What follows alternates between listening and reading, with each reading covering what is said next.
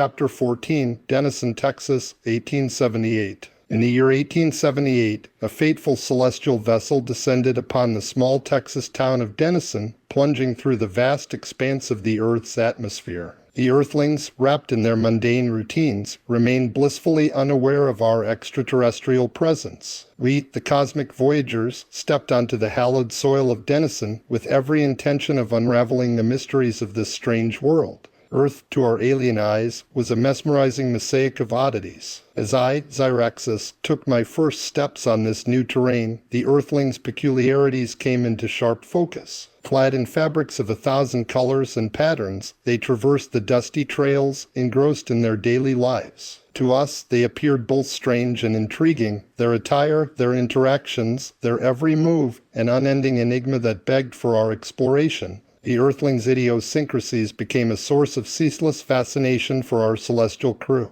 Their appearance and behavior was augmented by a plethora of quirks and held a captivating charm. The way they conversed, accompanied by animated gestures, rendered their languages a sonic symphony of earthly cadence. It was as though the earth itself sang in its multitude of voices. They combined certain commonly used words like you and all into single words on a frequent basis. Their attire, a curious blend of both functionality and ornamentation, symbolized a civilization marked by contradictions. Instead of wearing fitting pants, they instead wore them a size too large and wrapped a strip of cowhide around their waists to hold the oversized pants in place. More amazing still were the giant metal buckles they used to hold the straps of cowhide in place directly above their genitalia. The humans obviously would have been able to avoid the need for the cowhide straps around their waists, as well as the giant buckles, by merely wearing properly sized pantle coverings, but yet this tradition had persisted for many generations. In the heart of Denison, we witnessed a myriad of customs and oddities. The Earthlings engaged in activities that appeared purposeless to our cosmic sensibilities. Leisurely strolls, congregations in towering structures they called churches, and a complex dance of social interactions. It was a world where connection and isolation coexisted, where customs and oddities intertwined in a mysterious tableau of earthly existence. Denison served as the backdrop for our cosmic exploration of earthling existence. It was a place where the peculiarities of the human race unfolded before our otherworldly eyes. Earthlings, diverse in both their appearance and their behavior, became the subjects of our relentless curiosity. We soon became particularly fascinated by a peculiar group of Earthlings known as cowboys. These rugged men, adorned in hats, giant buckles, and boots, roamed the vast prairies surrounding the town.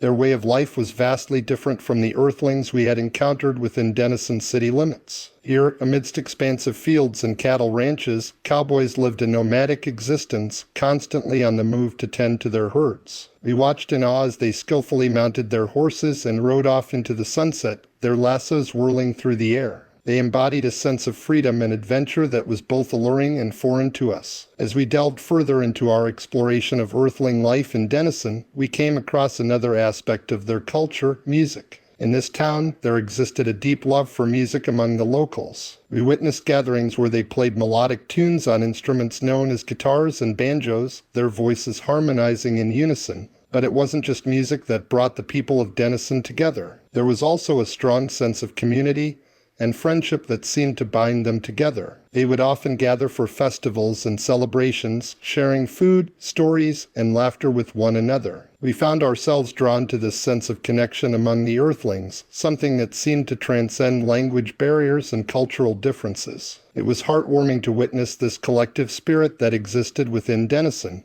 But amidst these moments of joy and unity, we also observed a multitude of darker aspects of Earthling society. We saw poverty-stricken areas where families struggled to survive, injustice towards certain groups based on skin color or gender, and violence rooted in hatred and ignorance. It was a stark reminder that despite their endearing idiosyncrasies and quirks, Earthlings were still an imperfect species with many societal issues yet to be overcome. However, our time in Denison also showed us our next major fascination, a naturally formed creature that mankind named cows or bovine. The cows were often used to create milk, meat, belts for the oversized pants of the humans, as well as methane gas, which was much coveted on our home planet. As our time in Denison continued, we became increasingly fascinated with the cows inhabiting the surrounding fields. They were a fundamental part of Earthling society, providing sustenance and resources for human survival. We eagerly set out to study them,